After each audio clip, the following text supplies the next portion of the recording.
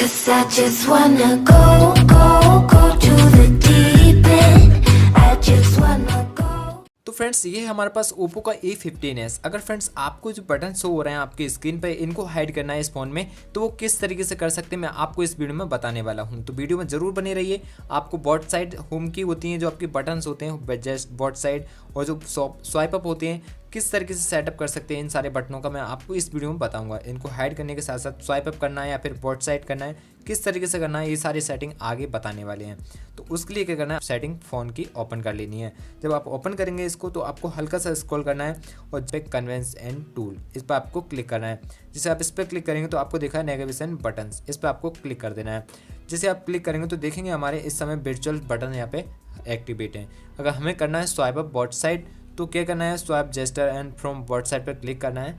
अब फ्रेंड्स हमारे जो कि बटन्स हैं नीचे देख रहे थे आपको देखने को मिल रहे थे वो हाइड हो चुके हैं। इस तरीके से हम बैक कर सकते हैं।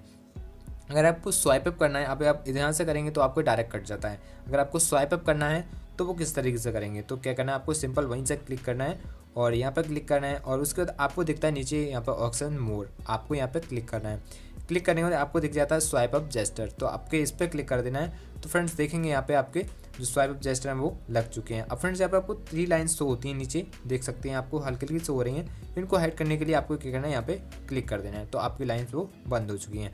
तो आप यहाँ से स्वाइप अप कर सकते हैं। अब यहाँ से आप बैक कर सकते हैं। यहाँ से आपका बैक नहीं होगा, अब यहाँ से बैक होगा।